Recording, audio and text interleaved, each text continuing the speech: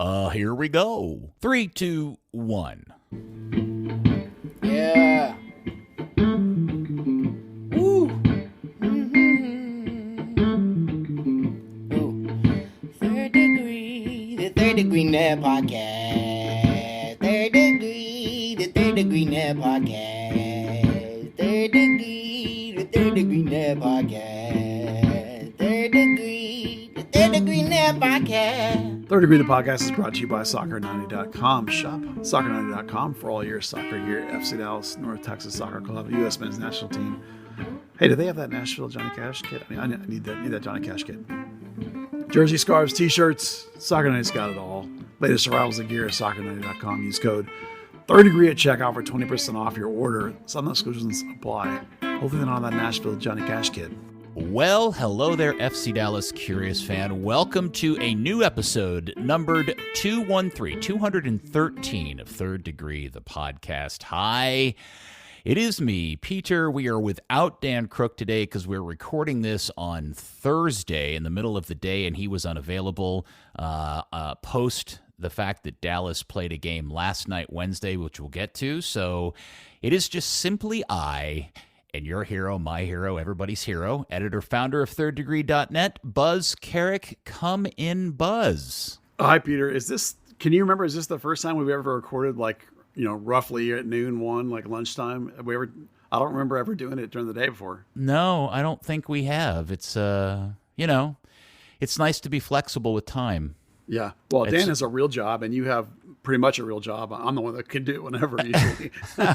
I've just got stuff going on at night all this week. It's been really hard to get everybody together, and the fact that there was a game last night kind of added to all of the complications of getting this scheduled. But I'm glad we did, because, Buzz, it appears we've hit the crisis segment of the season as Dallas, since we last talked. So when we talked last, Dallas had gotten the sucker punch, had been sucker punched by Houston, dropping 2 points at home to the Dynamo. But then, since then, traveled out to California, went to go face off against their former coach in Luchi. They themselves throw the sucker punch and salvage a point, only to now on Wednesday go up to the terrible Kansas City team and lose there 2-1. And there's a whole bunch of stuff tied to why that happened. And I don't even know where to begin, Buzz, because I'm not even sure the results of the two games are really the biggest headline talking point about the team right now. Yeah, the headline talking point right now has to be the bizarre injury load. We've seen injury loads before. This team, the last few years, in particular under this coach and his new physical fitness crew, have done a really good job and been relatively injury-free. This is the first time we've seen a bubble like this. But what's even weirder is that it's almost all at one position. Yeah. It's all your eights are gone. Sebastian Lletget, Tsiki and Paxton Pomykal are all out. And they traded Brandon Cervania away, confidently feeling like they had other options that could play in there. And if for training, they would bring up a kid from North Texas or whatever. And some of the options that can play in there are Ima Tuamasi, also out, Paul Areola, out. So you're left with almost nobody on the roster that could play in there except maybe Velasco or Jesus Ferreira. But those guys are so important up top, you're really left with a gigantic gaping hole in the middle of the field. And it's actually getting worse and not better as we go along. It is weird. I was trying to think the last time in all the years you and I have been watching this club, we've had a run of injuries. Just set aside the fact that they're all midfielders. Just have we ever? I can't recall a time we've had so many. The club has had so many injuries all at the same time before. I'm sure it's existed. I just don't recall it. Oh, for sure. There have been times when the list has reached 5, 6, 7 players. I mean, we've had instances before where they've had to sign emergency players. I remember, was it last year or 2 years ago I think it may have been 2 years ago under Luchi, they had a center back from North Texas that they signed on an emergency loan and then immediately loaned him back. But they added him to the roster because they were getting too thin at center back. There have been other times where they've had to bring in emergency guys here or there. As long as you have more than 14 players, I think it is, something like that. Maybe it's 15, maybe it's 14, that you can't go out and sign somebody like full-time legit from your roster, but you can do these emergency call-ups And there have been times where I think under Luchi, I remember a time where there were only 5 players on the bench, or 4 players on the bench, or something like that. And this didn't happen here. They even before they recalled Collin, they still had 7. So there actually have been worse instances of injury bubbles. So let's just run through the injury list player by player real quick here, just to kind of set the table as we talk through the 2 games. Obviously, Leggett is out. Do we know what his status is? Well, the last time we talked to Coach, which was last week, he said that Leggett would return to training Monday of this week. And so we don't know what we assume that happened because we can't go to training this week because of the midweek game means it's all closed. But when you come back on a Monday, you don't play on Wednesday. It's possible that he might be clear by this weekend. We'll see. Hopefully there's going to be a Nico Estevez conference call on Friday, and hopefully we'll learn more about the injury situation on some of these players. Okay, so that's him. Leggett, Areola? Areola was a little bit behind, I think it was. Same sort of deal. It's like they're both getting close. They're both on the verge of coming back. Both of those guys are not major injuries. They were just shorter term injuries. And it really is just a question of how quickly they healed and got back into training. Okay. So next up would be Mr. Pomykal. Paxton was a mystery, actually. We knew he had a quad injury, but we haven't really heard a lot of talk about how severe it was. It escalated from when we last talked to Coach Estevez. So it's kind of a surprise that he's been out now for 2 games. So we don't really have a timeline yet on him. Okay. We assumed that it was just going to be quick, but so question mark on that one. Stay tuned. Yeah, obviously based on his history, that would be very disconcerting. Yeah. And I am fascinating in Tsiki and Sebling's injury because when I saw it occur in the San Jose game, early in the San Jose game, I looked at that and thought, oh man, he's out long term. That's a bad knee or ankle injury of some sort. But then I saw it listed only as a sprain. Have we heard anything else since then? No. Again, the question here is if it is just a knee sprain, that's really good news. And did they perhaps have to do some kind of injury report before they got an MRI done? And maybe we're going to find out later that it is worse. Possibly. For now, I'm taking them at their word of what they officially reported to the league, that it is just a knee sprain. Sucker. Sucker. Yeah. Well, if you remember, he got hurt out in San Jose, and so he would have had to fly back, that night or the next day, whichever one they did, probably the next day. That can cause some swelling. Yeah. And then you have to wait for the swelling to go down, on Sunday, maybe Monday. But Monday was a holiday. So maybe Tuesday they're doing the MRI and they have to go ahead and put in the injury report before the game on Wednesday. They have to do that on Tuesday, probably, for the notes and for the filing with the league. So they may have filed with the league with just we'll just put knee sprain because we don't know yet. And the MRI may have happened, on Tuesday sometime, or maybe even on Wednesday for all we know. So again, stay tuned that's all it is. If that is all it is, that's terrific news because as you say, I saw it, ACL, MCL. Oh my God, when it happened, but knock on wood, hopefully it really is just a knee sprain. I wonder often how where Dallas sits in the hierarchy of pro sports teams and MRIs, because I know the Cowboys probably have their own MRI machine, right? Or at the very least, they go somewhere and there's a radiologist and a doctor waiting to look at the report instantly as soon as it comes out of the machine, versus what you and I go and we have to wait 3 or 4 days before a doctor reads the report and looks at the images and stuff. I wonder if our soccer team gets that level of privilege where the MRI is done and reviewed and reported on instantly, or if they have to wait a day or 2 before the doctor looks at it. I would say that it's pretty quick, that they don't have to wait like you or I do, because pretty much without fail in all these situations, the MRI happens on Monday, which is perfectly fine compared to Sunday, because usually you need a day for the swelling to go down. Right. So that's pretty quick. And usually we have those answers right away. Now, this case, maybe Monday was a holiday. Maybe that impacted that potentially, because it's not just about the doctor, of course. It's about the whole facility being open, et cetera, et cetera. But then again, medical places tend to sometimes be open on holidays. So I can't answer in this specific case, but generally speaking, I would say that those MRIs almost always happen real quick Right. I mean, it's not like the Cowboys, you're right, where they literally drive the guy straight from the game to the MRI, but it's usually the next day or the next working day. I think they have pretty good knee people. I know when they've had knee procedures, it's also almost always the guy whose name you recognize that does all the NFL players. And actually, people fly over here to Dallas from Europe all the time. You'll see about it. People coming over to get stuff done with this guy. I know that's who they use. I don't remember his name, of course.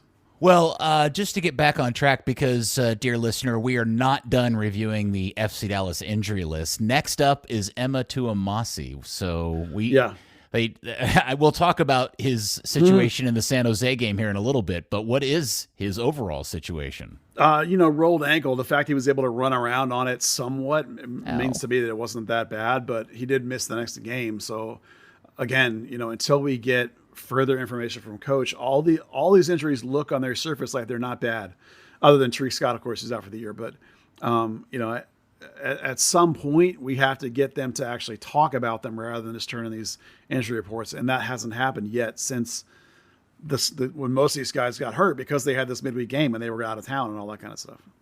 All right, and then Mr. Paz, what is up with Martin Paz? Well, he's back. He's cleared. I actually was blown away that he didn't start. It's not like a field player where you want to work him in slowly and make sure that everything's working well and all that stuff. It's like, as far as I know, in terms of a thorax injury, it's like, as long as it doesn't hurt, you're in, I would have thought. But they kept Jimmy Maurer on Wednesday. I don't think Maurer was bad by any stretch Wednesday against Sporting, but I definitely was shocked that Paz wasn't in there since he was cleared. He was on the bench, which is surprising to me. And obviously Jimenez's hand or wrist injury isn't keeping him from playing.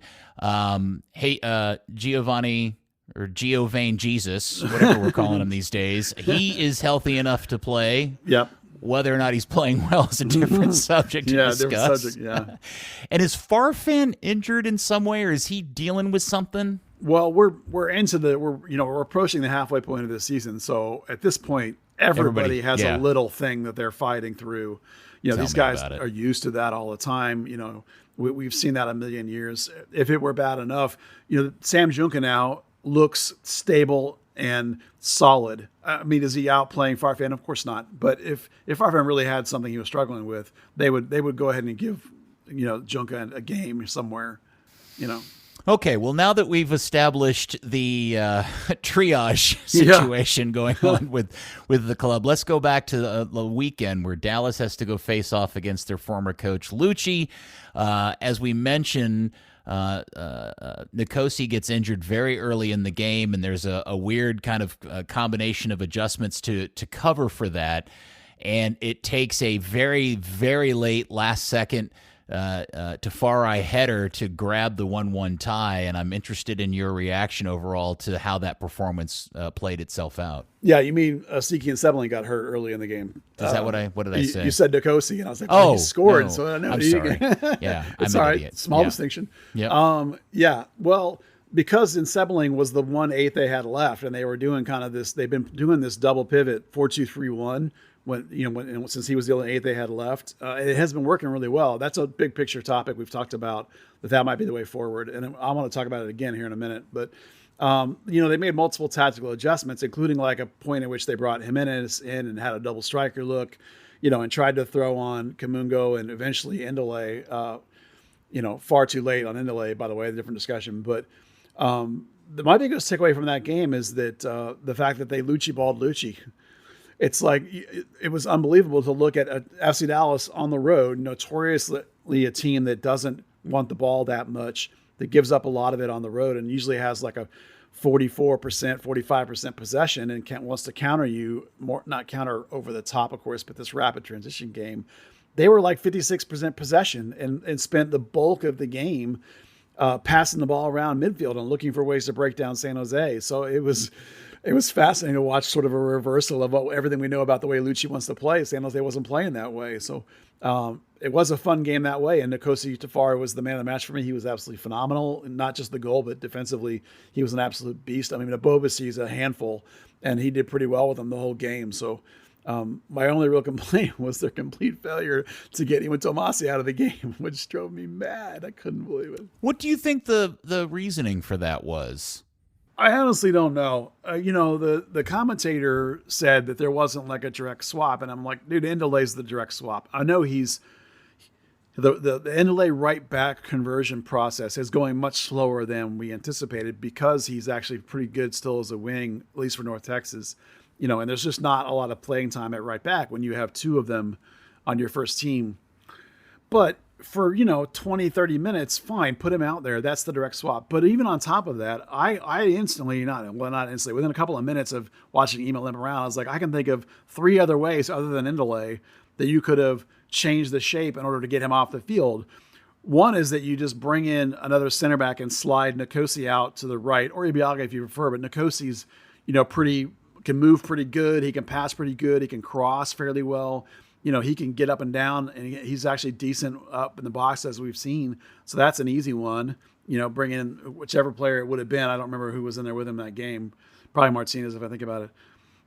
The second thing would have been, rather than bringing on Junca and putting him at like left wing, you just bring him on and put Junca at right back. It's not like the FC Dallas backs are flying down the line like Brian Reynolds and putting in 20 crosses. They kind of stay home and stay defensive. So being on the wrong foot, honestly, who cares? So that would have been easy. The other thing you could have done was bring in the center back, but go 3 at the back and drop Obrian into that wing back position or put Junca in that wing back position. So they're like, including Endelay, there were 4 ways you could have solved that problem instead of watching Imo limp around. And it wasn't just that he couldn't run, it's that he couldn't cut. He couldn't react to anybody running at him. And we saw that on the goal that happened, it's not entirely down to him, but he obviously felt uncomfortable with the idea of like pushing off with his foot and reaching high to tip that ball wide. He hesitated, hoping it would go wide instead, and it doesn't. Again, wrong decision, but I'm sure that inability to push off contributed to that hesitation. So while the bulk of that goal goes down to a couple of people, some of it on Emma, I don't think you can help but put a tiny bit of it on the coach for not getting him out of the game the minute he's hurt. You know what I mean? So it's like I was getting madder and madder and madder watching the game, yelling at the screen, like, get him out of the game, It's driving me nuts. So, it's funny because there's so many different interesting parts to this particular thing, but one of the more interesting conversations that has taken place in the Discord, which, by the way, you get access to if you participate in Third Degree Patreon that benefits Buzz, and I highly recommend you do, which is this whole thing about Nkosi Tafari really solidifying himself is what I think you and I believe and have thought for a while he should be the regular starter. Yeah. But Nico continues to do this 3-man rotation bit, and I continue to be impressed by Nkosi. He still makes mistakes in his passing and so forth, but he is one of those guys that you look at and you can see his qualities and you think there's more to this and he's got a ton of potential, and you just want to see him out there game in and game out. Yeah, since Luchi's last season, I've been saying that he should have been made the frontline starter. He wasn't quite ready to be that frontline starter, but Hedges was aging out. Martinez was not putting a lot of confidence in me. I just feel like, yes, he has some things to learn, but that team was nowhere near ready to compete. You might as well put him in there. Sure, it's going to cost you some points. Luchi got fired anyway, but at least you'll feel like you're progressing the guy who is your best shot to develop as a center back. And so that's been true for 2 years now. And now Coach Nico, it's important to understand that he likes chaos. I've talked to him about this. He doesn't want the players to know who is starting until the day of the game. So all week long, including on the Friday walkthrough, he will mix up the players in different groupings so that they can't tell. He wants them to be competing always and to always be uncertain about, am I in or not? And he told me a story about Nagelsmann, who I don't know a ton about, of course, because he doesn't coach here, but I certainly know who he is. And Coach said that Nagelsmann won't tell the players who's starting until they walk into the locker room an hour before the game, and it's written on the board. So he obviously leans into that idea pretty hard. And he's very adamant that he wants all 3 of those center backs to think that they're one of the starters and to always be like making sure that they're in there and competing. He doesn't want them to get to the point where they feel like they're a backup. So I've been saying all along that Despite, I think, the fact that it should be Nkosi as much as possible, minus some minor rotation with somebody else, and that you can change who the somebody else is from game to game for tactical reasons. Coach isn't quite, up until maybe recently, hasn't really gone that way. He's definitely been rotating them pretty aggressively. I will say that all of a sudden this week, maybe as he's running out of midfielders, he's maybe leaned a little harder into it being Nkosi and somebody. So I'm almost to the point of thinking maybe he's gone that way and decided. I was actually kind of surprised that Nkosi didn't rotate on Wednesday. So that's why I'm like, oh, maybe Coach is finally coming around to this idea that it's Nkosi. I noticed that all of a sudden the team is promoting him as an all-star candidate. I doubt they would have done that without checking with Coach. Is that okay?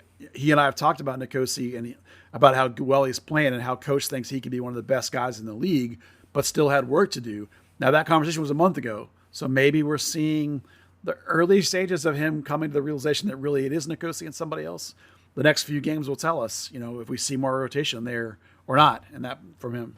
Yeah, it's an interesting deal because we'll get into the KC game and maybe why Nkosi wasn't rotated here in a second, but going back to the San Jose game, the other component of this was the maneuver with Cerrillo and Facundo playing as that double pivot kind of lineup at some point, and there were stretches of that I thought were working really well. Yeah, over the last couple of games that we've been watching that combo, I really like both those players more than normal when they're in a double. They're both a little more adventurous. They're both a little more brave. They're both a little more comfortable and active. Maybe it's the fact they feel like there's another guy taking some of that responsibility. It frees both of them up. They both look better every time I see that double formation. It's not impeccable every game. There still are mistakes happening, but that's an improvement in those two individuals. Now, is that the way to go? Or is it better to have one of them sit at home? And Faco really sits at home when he's the single, to have 2 8s in there. I don't know. The big detriment of the FC Dallas midfield is the goals and assists that are missing from the midfield. Yeah. That's the thing with it, like in a macro level, you can point to and say that needs to be better. I don't know that going double pivot is the way to go on that, except that whoever you put in there as a higher player gets really freed up to get into the box. We've seen it with Ensebling doing it a bunch where he's almost flip-flopping with Ferreira sometimes. It'll be really interesting to see whether when Paxton or Leggett are healthy, whether he continues with this double and that idea of trying to free a guy up. It might be the way to go in terms of a team concept, perhaps, to get somebody more free. And that's when you see things like these national writers, Doyle or whoever, talking about Dallas really needs a 10, with the understanding that we're not talking about a Mauro Diaz do nothing but pass guy. We're talking about a modern guy, that can do some of these other components. There is a thought that an argument to be made that is the way forward. I don't know what that means for Paxton or Leggett. Maybe there's a double pivot with a 6-8 combo back there that works for Paxton. Maybe there's some big questions about the direction this midfield is going to take as we move forward. All right, so Dallas, as we said, ends up getting the very, very late header by Tafari to tie the game 1-1. By and large, do you feel like you got a fair result out of that performance? I do. People have to remember, I think, that lots of places in this league, there are these stats where Dallas is like, they haven't won there since 2016. They've won there once in 20 years. They've never won there. Like we saw at New York earlier this year, they've never won there. So when you go to a place like San Jose with a team that's doing fairly well, a team that at the time was near you in the standings, you went into that weekend in 4th and 5th, I think it was, that's a solid team. Granted, they're missing Cade, but he's a 19, 20-year-old kid, whatever he is, so it's not as big a blow as if they were missing a superstar. But, when you go into a place like that with a team that's playing pretty well and you can come out of there with a tie, particularly when you have the key fulcrum of your midfield in this particular game, mind you, go out 10 minutes in and have to readjust your tactics 2 or 3 times over the course of the game. The fact that you came out of there with a point is just phenomenal. And Nikosi's reaction, I think, tells you everything you need to know about what a big win it was for them. The funniest part of which was Martinez trying to pull his hand down from making the shush motion, which he tried 3 or 4 times to do. That made me laugh. But you got to love Nikosi's response and leadership and energy. I mean, I think I think he's becoming a big leader in the sense of like people feeding off of him. You know, we talked earlier this year, remember, we talked about how his demeanor changed in the practice and in games where he now feels like he's the guy and people are now feeding off of him and reacting to him. And he yelled at Velasco in the last game, you know, to show how confident he is with himself. Okay, so that takes us to last night up in Kansas City. Is Kansas City in very last place, Buzz? I haven't looked at the standings No, lately. they've actually won like 4 or 5 of the last 6 games. Oh, so they're improving. They're actually that makes me feel better. They're technically 11th, but they're on a pretty hot streak actually. Okay. They had the most points in MLS this month, in the month of May. All right. Congratulations to Peter. All right. Well, that takes us, because this was a weird deal, because I think you were prepared, Buzz, for an awkward lineup. In fact, your regular preview hinted at a whole bunch of different options, not knowing who was going to be in and who was going to be out. But it ended up being a starting 11 that I don't think any of us were prepared for. Yeah, without being able to go to training and sort of see what kinds of things he was looking at, I came up with multiple options. One of which was to continue with the same 4-2-3-1, the double pivot, and to try and stick, Velasco or something like that in the middle. The second one, the one I actually thought it would be, was a 3-4-3 that we've seen used a lot of times.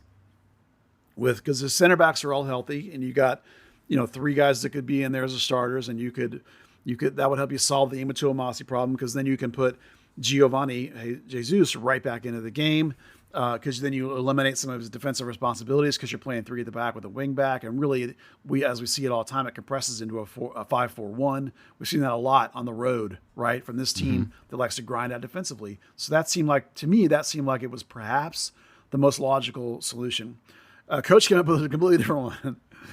He went with a recall of Collin Smith from Birmingham. Did not see that coming. And inserted him right into the game. Now, for people that don't know, Collin Smith is a young right back conversion project. FC Dallas loves to do that. He's been playing that position now for 3 years for North Conversion Texas. From what? Forward. He's a winger. Okay. He's all right. Very fast, very direct, go at you kind of winger. The Brian Reynolds plan, as you would call it. Yeah, the Brian Reynolds plan. Brian Reynolds is the most perfect example of it working. But Reggie Cannon was a 10 for somebody else before he came to FC Dallas. That's right. So, they do this all the time. Isaiah Parker, same thing. Herbert Endeley, their draft pick this year, same project, right? So Collin Smith is ahead of all those guys. He's been doing it for a couple of years now, and he was so good at that right back spot. They still use him in a wing occasionally because he's explosive. He's so good at that right back spot with North Texas last year that I spent all winter talking about sending him there again is dumb. You've got to get him to USL Championship to get him a step up, and they did that. He's been playing really well for Birmingham Legion. So they recalled him for 2 games, this game Wednesday and the game this weekend. And once you're going to call a guy like that in, you don't do that if it's not like, I'm going to put him right in there and start him, really. Because if you felt like Giovanni could start, you would have just started Giovanni. But, this coach clearly really thinks that you can't, when you come off the injured, I'm not starting you. I'm putting you in. You're going to come off the bench for a game, make sure everything's fine. So they put Collin in.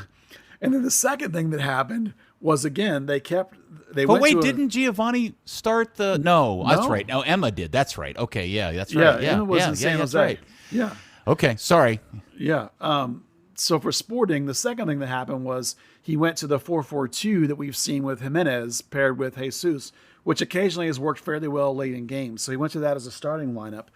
But the problem was he was out of mids for some reason.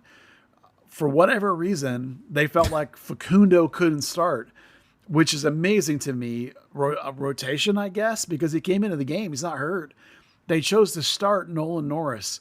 Now, listen, you know this. I love Nolan Norris. I've been talking about this kid since he was a U14 player. I've told this story before. I'm going to tell it again. There's been 3 times in my life when I've seen a kid and it made like the hairs on my neck stand up. The first time was Sasha Clishan when I saw him at a U20 camp, and I stopped calling Clark, and I was like, oh my God, who's this kid in the middle? And he's like, that's Sasha Clishan. The second time was when I saw Chris Kappas training with FC Dallas for the first time. I had the same reaction. And the third time it happened was when I was watching Nolan play for the U14 team at the Dallas Cup, because he makes decisions that surprise me with the ball. When the ball comes to him, he would do things that would catch me off guard, and I'd be like, oh, wow, and so that kind of electric thinking, that IQ is exciting. Now, Nolan played most of his entire career in the academy at left back, but they knew by the time he was like a U19, U17, he probably wasn't going to be a left back as a pro. So they started using him in the midfield as a 6 a little bit. They started using him at center back a little bit, but mostly he still always played left back. Then the other day, and they signed him because he's going to be a really good player, and he had interest from Europe. That's why they signed him.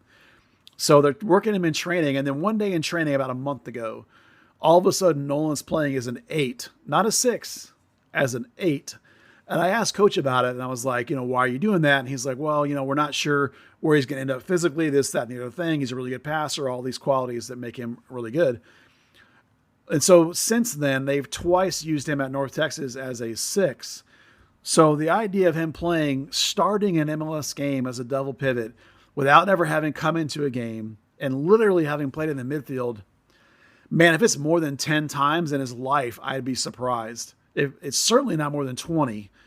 So to then be like, yeah, you're starting an MLS game at central midfield next to Evan Cerrillo. I can't believe that. That is amazing to me. And believe me, I'm a big a fan of this kid as there is. I still couldn't believe it. It was the weird. I mean, you and I have seen some pretty surprising coaching decisions, but I also think this is reflective of the thing about Major League Soccer that we all, people poke at. It's definitely a soft spot in the young skull of this league that people like to poke on. But the reality is that the way that the league is structured, there are games to be thrown away. Yeah. And I think this is what this is a reflection of. Sure. So this coach really values rotation over trying to get wins and results, and probably also sees this as an opportunity to, put the kid in the fire and see what he gets out of it. Pressure makes diamonds and all that, right? And you're on the road against a team that's really hot. That's all fine. You're probably looking ahead to Nashville at home. You really need Facundo there. Nashville's a really good team, right? But man, it is ballsy AF to start a 18-year-old kid with basically like a handful of games under his belt in this position, sort of. Usually, right. Like I said, he's usually a 6, not more of a double pivot like somebody used to get forward kind of thing. Now, listen, the kid's a great passer. I love that in after the fact is over, I love all of this, but you can put a kid in too early. You can burn them and really hurt their progress if you go too far too fast and they get exposed and crushed and it hurts them mentally. But I think the kid's going to come out of it fine. I said in my post game instant reaction thing, I said I thought it was terrific the way those two kids performed. And one or two people pushed back that they said they thought they were bad and Kansas City targeted them. And I just want to say that it's always about context. You're talking about an 18-year-old kid and a 19-year-old kid that have never played at this level ever. These are debuts for both of these kids. And they're starting on the road against Sporting Kansas City. Collin Smith had to mark up Shalloway, one of the best attacking wingers in this league, and a guy that destroys Dallas.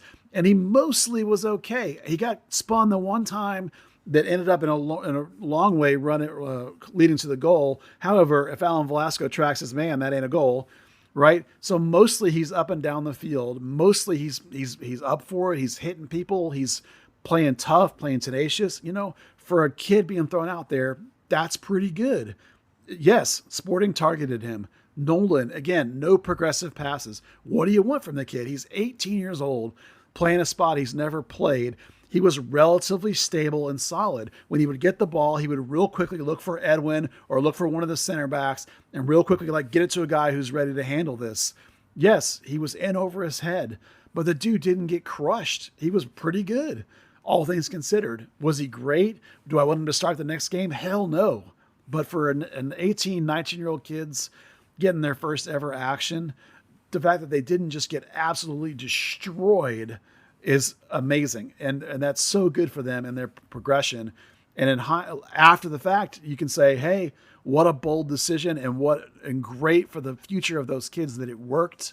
Okay, I'm ready to now see them again in sub situations or whatever it is. I'm not saying start them Saturday. I'm just saying Well, you may maybe Collin. Yeah, you may end up getting Nolan back out there because both of them. Yeah, that's true. Yeah, because Giovanni was crap, and although he's much better at home usually. And now Edwin's out for a yellow card, so you may have to start Nolan again. Unbelievable. Unbelievable. Yeah. So, I mean, all of that stuff, it makes the game interesting just because those kids are starting. Oh, yeah. And the fact that Quignon isn't playing, although he's healthy, and you're just wondering what in the world's going on. And the game plays itself out, and it probably doesn't go too differently than you would anticipate based on what Dallas was throwing out as a starting 11. Yeah, Kansas City is, like I said, really hot. Most points in the league in May. They've scored just boatloads of goals their last few games. They scored 4 on Portland like the game before. To actually hold them to 2 with Maurer in goal and with Norris as your 6, that's arguably okay. It's not great, but it's okay. The problem with this game and with Dallas's performances were actually up front. That's where the issues came. It wasn't in the back. You don't love 2 goals, but certainly given some of the personnel, not unexpected. The issues in the front, however, are making me start to really worry. Yeah, so I think the rest of this conversation does come down to the fact that there is this almost unreal reality. What's the best way to say this? I can't believe we're having a conversation that includes the idea that Hadair Obrian is the best winger on the team right now. Yeah. And that conversation starts with, well, if Paul Arriola is healthy and comes back, do you replace Paul? Do you replace Hadair with Paul? And now the conversation is, man, he may even be playing better than Velasco. But here's the frustrating part of this conversation, Buzz. As a base level, while Hadair is playing well for Obrian, he's not playing all that great in terms of a winger in Major League Soccer. The average, right? Like he's missing opportunities and still making some wonky decisions. He's just playing a lot better for Obrian. But the fact that he's playing better than Paul was, and he's playing better currently than Velasco is, I think says a lot more negatively about Paul and Allen than it does about Hadair. Yeah, there's nobody on the front offensive part of this team producing other than Jesus Ferreira. And that's going to get me to a Jesus conversation I will circle back to in a minute. But you're right. None of the wings on this team are producing. In this particular game, Obrian outplayed Velasco. In this game, he was the second best attacking option that Dallas had. He was the second most dangerous player they had. He was, to me, clear as day, he was having a better individual game than Velasco. Now, of course, big picture, Velasco's a significantly better player, but he was terrible in this game. His decision-making was terrible. His choices when to run at people was terrible. His pass timing was terrible. He passed the ball behind guys on crosses like 3 times. His touch was loose. He turned the ball over in dangerous positions like 3 times. There was one play that was so bad that Nkosi Tafarivал, people started screaming at him when the ball came down to the other end, and Nkosi ended up having to make a foul. He was yelling at Velasco for the crap-tastic play he made on the other end. Like, this was a horrible game by Velasco. By his standards, it was still relatively close to Obrian, but Obrian was better. And that's amazing that's even happening. Obrian is playing so well right now that for Obrian. But if Paul Arriola turns out to be healthy this weekend, there's actually an actual discussion to be had that you would start Arriola and Obrian and bench Velasco coming off that last game. Velasco was hurt a month ago and has not been good since he came back. Maybe give him a game off. Maybe do something. Maybe spark him, get a fire under him, something. Because that performance, all the wings have not been good, but that performance in particular made me go, what is going on with Velasco? This is terrible. And it was all mental. His skill is still there, but the mental was off big time in this game, and Obrian outplayed him. Yeah, and I'm frustrated by this conversation because if Velasco was playing up to potential and other players behind them and immediately behind them were all playing up to potential, I think people would come away from these games going, well, Obrian's playing better, but it's still not good enough. But because the rest of the team is playing as poorly as it is, we all look at Obrian's performance and we all highlight it and continue to go, wow, he's really gotten better, because it's really the only other than Jesus, it's really the only good thing to glom onto at this particular point of the season. Yeah, you could certainly make a case that Obrian, we're not saying Obrian is now so good that like, oh, re-sign him. He's going to be a build around guy. No. We're just saying that like for him, he's in a great form of form. But you remember like the last couple of games, I've talked about Obrian has had the most shot creating actions and the most key passes. He did that again in this game. He had 3 key passes, which is a pass that leads directly to a shot. That's the most on the team. He had 14 duels. I'm just saying that like, yes, only 70% passing, and yes, only he didn't get a shot on goal, but at the same time, like he's creating more scoring opportunities than anybody else on the team. Now Jesus isn't supposed to. He's supposed to be scoring, not creating scoring. So like somebody else has got to create on this team, and nobody but Obrian is, and that's why there's this little dip we're seeing in form right now. Yeah, Obrian typically runs, if you're working off of a grading scale of 1 to 10, Obrian typically runs somewhere around a 3, and currently is running somewhere between a 5 and a 6. And then Areola and Velasco tend to run somewhere between a 6 and a 7 on an average day, and can exceed that when they're playing really well. But now those guys are playing now. So now Obrian's around a 5 or a 6, and now Paul and Allen are running like at 4s and 3s. And I think that, just to make sure everybody understands, I don't think you and I are saying that Obrian is an all-star in this league.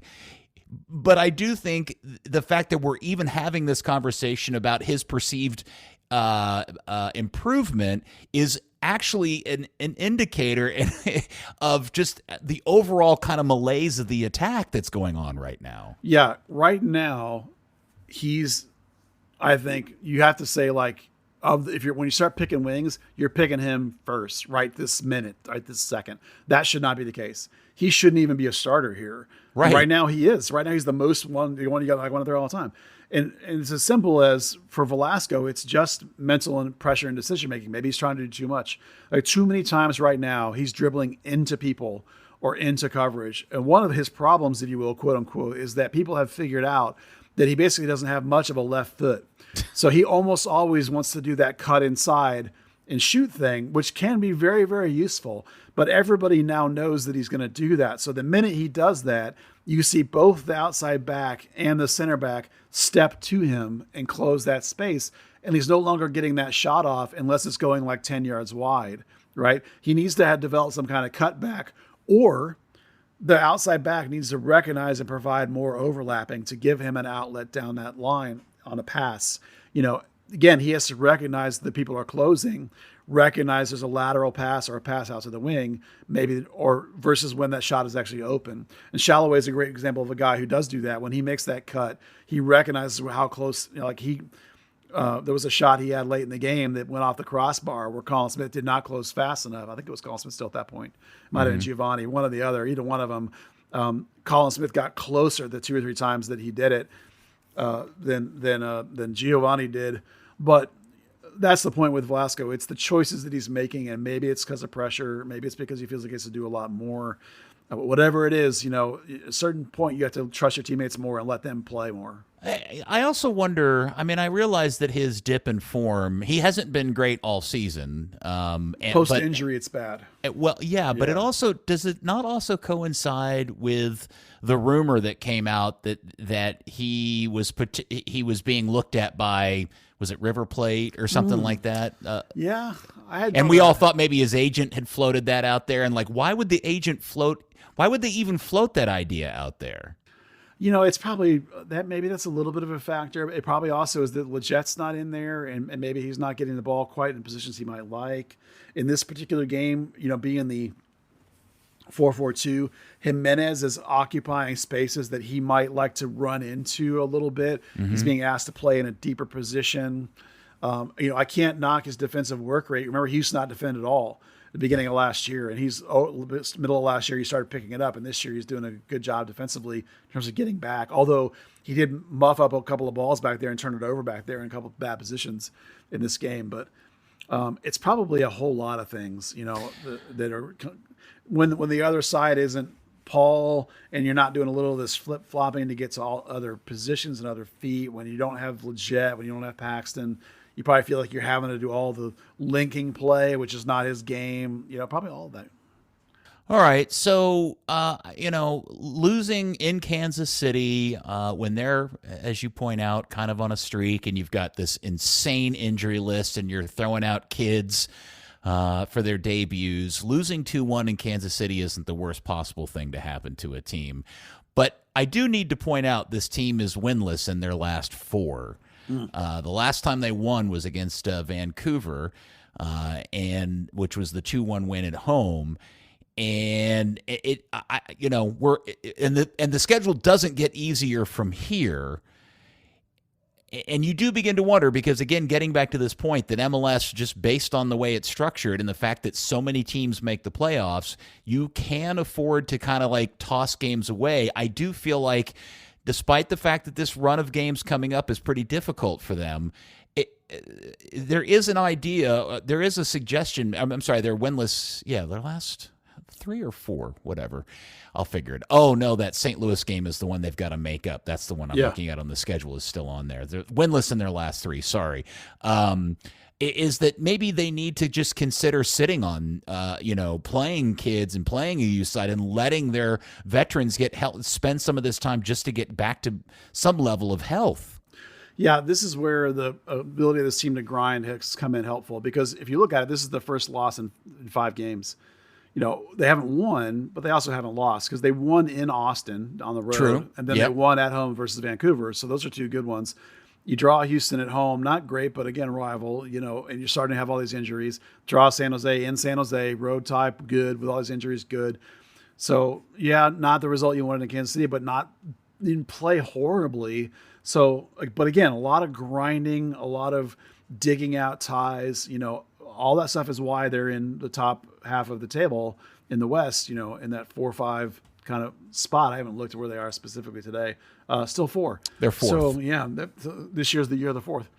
So it's not horrible. It's like eventually here, you're going to start to get guys a little healthy. And if you don't see an uptick as your Ariolas and your Legets and your Paxtons start to come back, then you get a little worried if we don't start to see a little uptick in some of their play.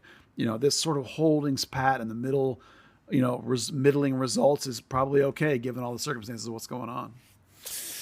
Well, it's never fun to lose, but it was at least interesting this is one of those times where which is fun about this club is that they can call up some of the kids that we're all interested in seeing what they can do on the big stage. And every once in a while we still get to see that. And last night in Kansas City was an example of that. And because of what we mentioned earlier, I think there's a really, really good shot that's going to happen again this particular weekend.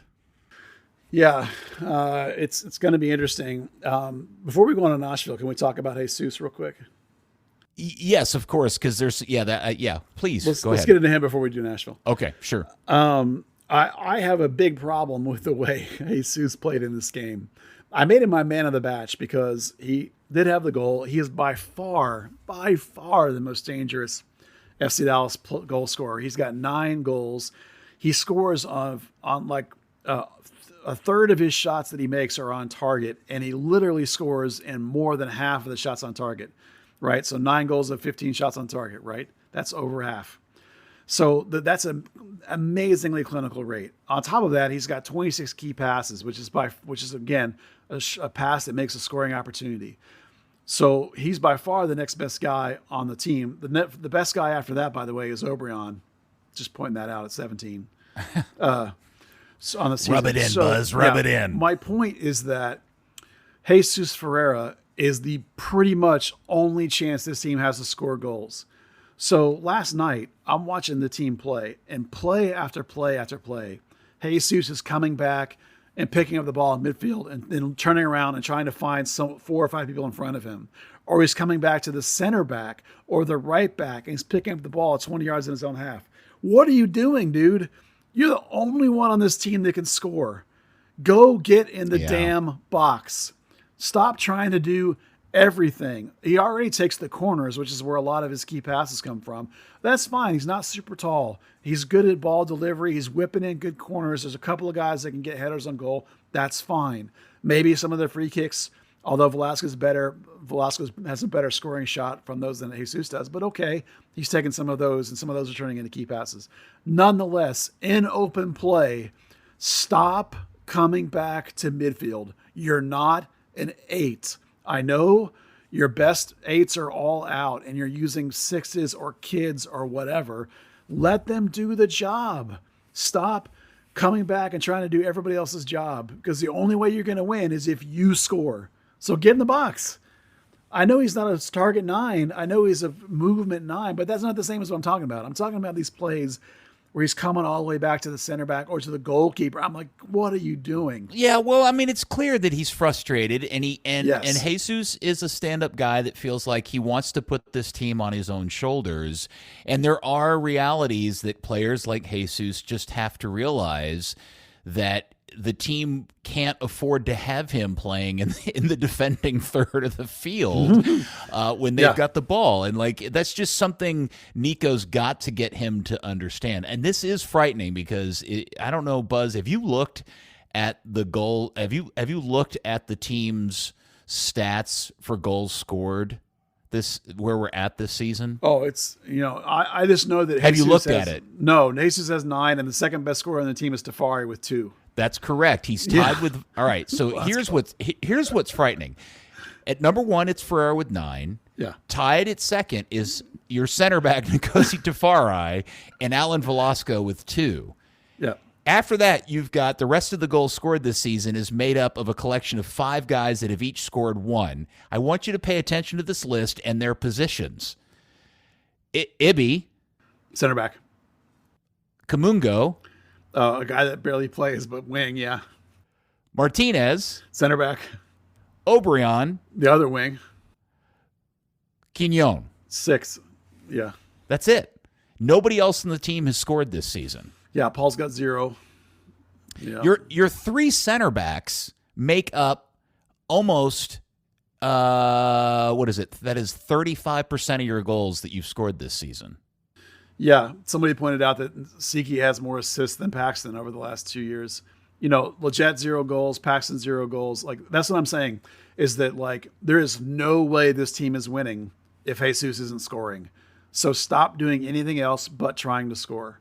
It's like, whatever else you're doing in terms of, play false 9. I'm not saying that. I'm saying that, like, all these other things that you're trying to do of coming back and link and build play, just stop.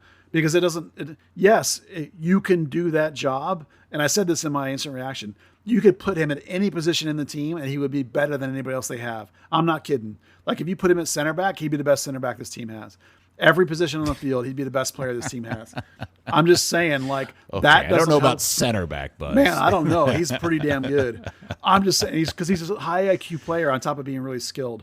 I'm just saying that, like, in terms of winning games, which is the goal here, the only way this team wins is when Jesus scores. It's like, at one point, all of their wins on the year came when he scored. Their record when he scores is through the roof. There's only been one game where he scored that they didn't win, and that was against LAFC. Oh, and now Sporting Kansas City. Yeah. So it's like, just stay. You're the man. Please, please, please stay up front and try and score. Stop this other crap. Because you're losing anyway. You might as well stay up there and try and help your team win. Yeah, well, that's something that'll be interesting to keep watching, because God. I assume it frustrates Nico as much as it frustrates you or me or any random fan. But if you're actually his boss, his manager, and you see him back there, trying to pick up the ball from a center back like he's the holding 6 or something, it's just like, what in the world? Yeah.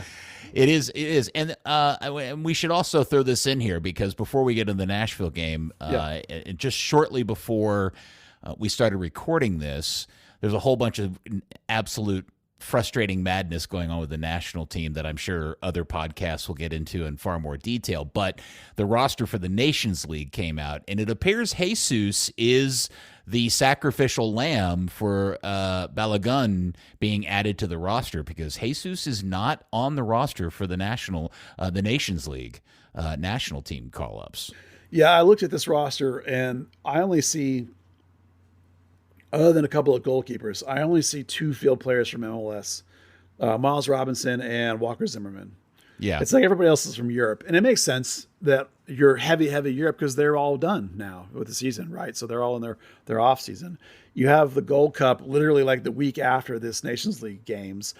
So maybe there'll be more MLS guys in that mix. The preliminary roster for that came out, and Paxton, Areola, and Jesus are all on that 60-man preliminary thing. So those guys are in the mix. So it doesn't shock me that for these games right here, you're not going to have a lot of MLS guys in it, particularly with Jesus, because we just spent 10 minutes ranting about Jesus is the only reason this team ever scores goals. If they called the Nico, he would have been like, no way in hell. Remember, the U.S. team doesn't even have their real coach yet. This is an interim guy. So they're probably like, screw you. No, you can't have Jesus. They may even be the same way from the Gold Cup. If they don't get people back and healthy, they may tell them to screw off for the Gold Cup, because without Jesus, they're in trouble. So it doesn't shock me at all that Jesus is not in there in this national team, And again, coming back to the idea of why he's trying to do too much, last night you had two guys in the central midfield that are not necessarily good passers in terms of progression.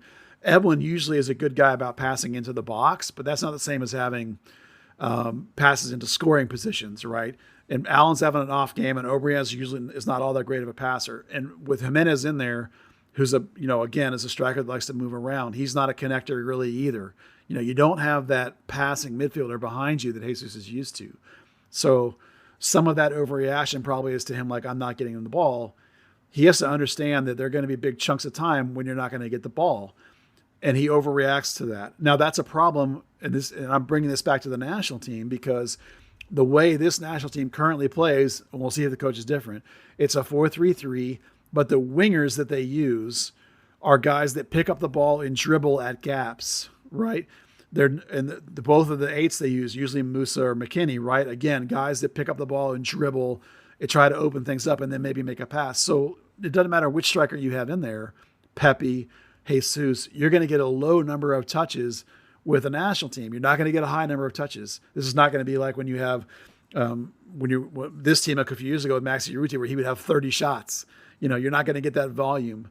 And so if Jesus reacts when he's with the U.S. like he does with FC Dallas, and he goes seeking the ball, that's going to be a problem. I'm not saying that's why he's not called up. I think it's just because it's MLS midseason versus European not midseason.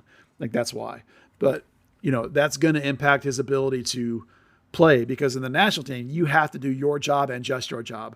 You can't do other people's jobs, or it's not going to work. Well, I guess we'll see how all that plays out, but maybe somebody will pass along your message to Jesus and he'll listen. I mean, I'm sure not. Or probably not. Nobody listens to this podcast that coaches the team. But, I can't imagine that they're not getting frustrated watching him do it. At the same time, maybe you want to – Jesus is frustrated. You want to let him have an outlet for that frustration. You don't want him to start yelling at people either.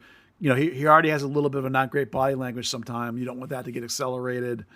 Well, yeah, because I do think this is interesting, because Jesus is a guy that has to make some career decisions, and we're at this point in his career where questions are being asked about him.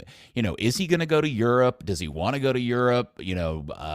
Is he wasting his time here? And if the team is falling behind him, lagging behind his potential, then I think what you're seeing as a byproduct of that is that he's just frustrated, and he's trying to make something happen, and he's frustrated that the rest of the team can't do it or isn't doing it. Yeah, I think he's very frustrated. This problem, if you will, this moving too much extra stuff has accelerated the more players have been missing, the more the other talented players have been missing, the more the guys like Ariel and Leggett haven't delivered, whether they're actually injured or actually playing.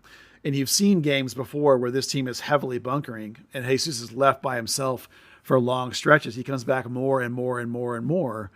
You even saw it in the World Cup when the one game he played, when he was getting frustrated by the inability to get involved in the play, and he ended up coming back on that play and trying to get the ball cleared, and it led partially, it's not his fault certainly, but eventually it led to one of the goals, and people were ripping him because it wasn't a great clear. And I just wanted to say, I don't know what you're doing back there. Get up front, man. It's the same. It's always plugged him a little bit that he wants to do too much, and the higher level you get, the more they're not going to put up with that. And if he does want to make a move, and the windows are all going to be opening here in mid-June to July, all the European windows are going to open, and the MLS window's going to open July 5th, and Jesus is on pace to, again, be right in the conversation for leading goal scorers in this league. And you look at not only his shot creation, but the the potential assists that he set up but doesn't get. All those things are super appealing to people, and the more frustrated he gets, the more he might be willing to take something and go. Again, the big determining factor is going to be the Hunts and how much they want for him. But, the team, if he feels like he's the only one here any good, he's going to accelerate him leaving. Well, that leads us to Saturday, which takes the team out to Nashville to face off against the Johnny Cashes, who are undefeated in their last 7 games. The last time they lost was a road trip to NYCFC, and they've won their last 3 games in a row, Buzz, and it's obviously a bad time for Dallas to be doing that. But this takes me to a kind of a larger question, which is what's going to happen now that the window is close to being open and we find out that maybe Ensebling is out for an extended period of time. Maybe there's something more going on with Paxton than we're aware of. And you've got, and we don't know what's going on with Areola. We don't know what's going on with Lletget in terms of long-term injury. What do they do at this point? Well, first, let me take 2 seconds to kit nerd on that Nashville Johnny Cash kit box set thing, by the way. That is the most badass thing I've ever seen in MLS. I instantly tried to go buy it until I found out it was $750, and then I chose not to. But I'm going to see if Soccer 90 has those black jerseys, because I'm going to get one with my super duper code. Okay. Sorry, diversion. Okay, yeah. So window opening, right? Too many hurt central midfielders. Do you alter your goal for this summer and go get an emergency signing? I don't know. It's number one, it's difficult to make a whole lot of moves given your current roster situation. They do have holes. They can loan guys to North Texas to make space, but that doesn't make you first team space. How much space you have is dependent on a couple of factors. You can, of course, take, senior team guys that are on the fringe and loan them to North Texas as well. Like you can loan Jimenez down there if you really want to. There's all kinds of shit you can do. But Mulatto and Comungo are probably more legitimate, things like that. Can you look at North Texas for short-term signing? Sure. In terms of 8, your really only option that's close on an 8 is Andre Costa, who's about 20 or 21, their captain. I don't know that he's an MLS player, but he probably could at least give you what you saw from Norris last night, for example, without too much of a load on the guy. He's Brazilian and had been playing in Europe before he came here, but an American citizen. He played for the U.S.U17 team a couple of times, so I think he's a green card, not international. If you had to do that kind of bit, you can loan him up for the whole season if you need to. Yeah. But if you're talking about like getting a player that could actually make you any better or actually fill in a role like Paxton or Lletget, you're talking about a player that's making above $500,000-$600,000 up to like, again, half a year, but we're talking about big picture year long money, up to $1 million maybe, to try and actually have a player of the similar caliber. Well, there's no way you can do that and add a center back. So if you want to think about, this is not a year yet where I think you're competing for a cup. Maybe you want to stay on your plan.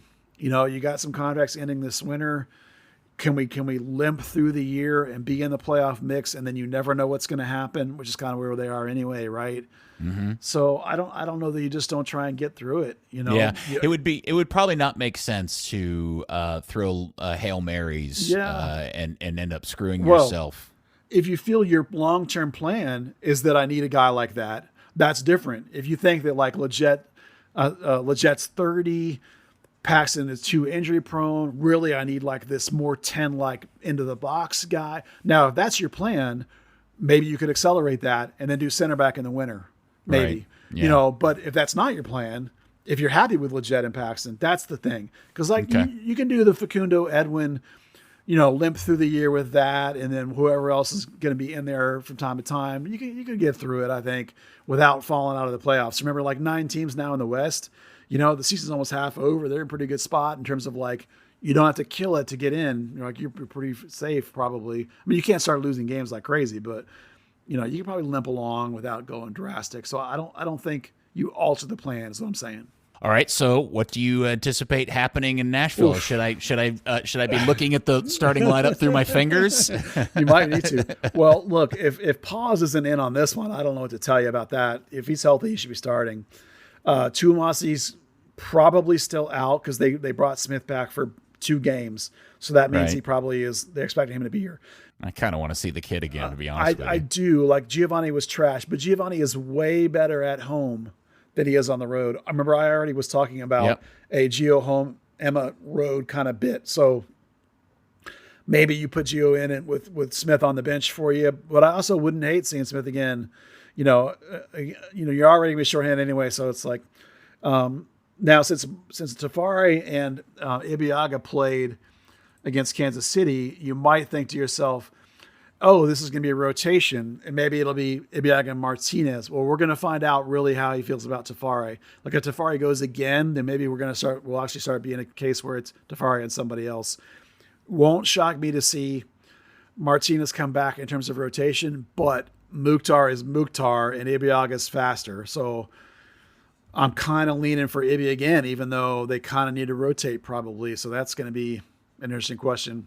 Especially because Martinez has had a little bit of something he's been fighting. So it won't surprise me at all to have it still be Tafari and Ibeagha. Farfan, unless he's burnt out, is going to be the guy. Edwin's out. So Facundo will be back, obviously. And then you have to figure out, I don't have Nisebling, I don't have Paxton, I don't have Leggett. Fingers crossed one of those guys or 2 of those guys come back. That'll really, really help. But let's for a minute discuss what happens if they don't. Man, I don't know. Do you go with Norris again now? Because remember, you're talking about Dax McCarty. Well, I still think you could consider a 3-man back line. Ibeagha, Martinez, and Tafari with a back 3. Then Giovanni as a wing back. Suck at a 3-man back line, though. I mean, they don't. It's not great, but Giovanni is as a wing back is a little less defensive responsibility. You know what I mean? That lets you get Velasco back higher up the field. I don't want to see the 4-4-2 again. And if you want to go 4-2-3-1, who plays the 1? If you go Facundo and Norris as your double, it's the front 4 that's a question. Velasco and Obrian and Ferreira, you don't have much choice. Do you put Velasco as the 10 underneath and bring on a Kamungo?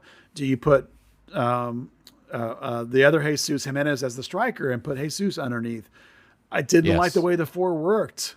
So can you get again? We just yelled at Jesus for coming back too far, and now you're talking about maybe putting him underneath.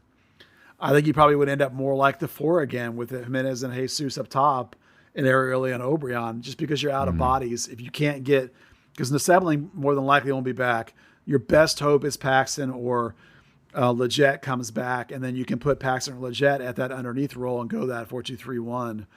Otherwise, I think the 3-4-3 is not a terrible idea because, Facundo and Norris, with those with the wing backs on the side of Farfan and Gio, I can kind of buy that, and then have Obrian and Velasco underneath in that, how you kind of have to be in that 3-4-3.